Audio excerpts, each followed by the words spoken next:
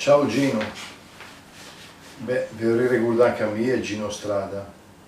Avete sentito che in cui è morto sto uomo, sto grand'uomo, nato a Sest San Juan il 21 aprile 1948, dunque aveva 73 anni.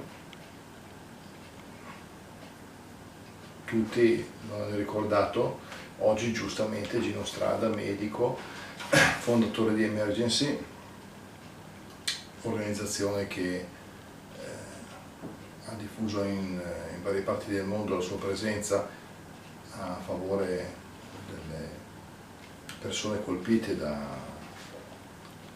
ferite per la guerra, insomma, comunque per le persone più sofferenti. Come tante altre cose si può ritracciare in televisione, su internet, un sacco di notizie, quindi non devo dire io qua adesso chi era Gino Strada eccetera.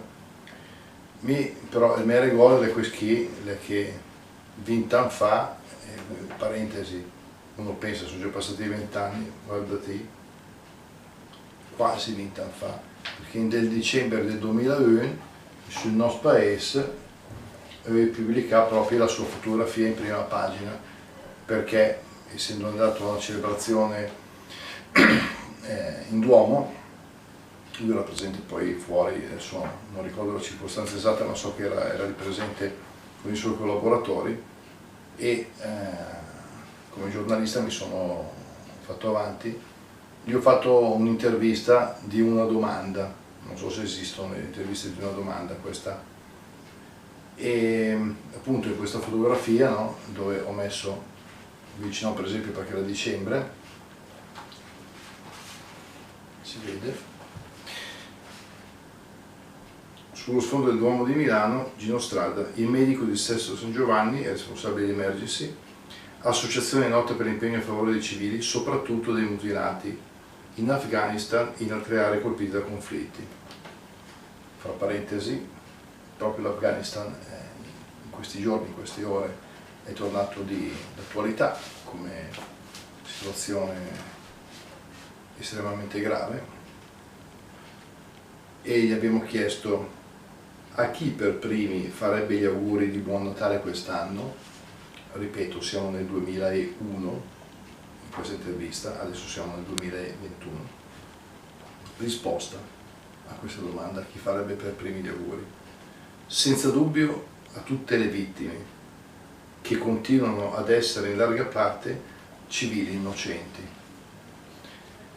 Purtroppo, mi pare che la stessa domanda che la facevamo adesso, probabilmente la risposta era la stessa, o molto simile. Dico purtroppo.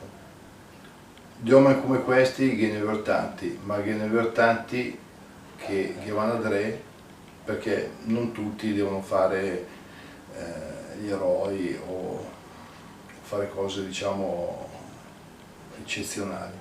Basterebbe fare le cose normali, però nella propria pratica, nella propria vita di tutti i giorni, fare delle scelte che siano in linea con questi principi. Cosa dobbiamo dire? Mi credi che Padre Eterno ora dà un gran premio. In ogni caso tutti lo ricordano volentieri.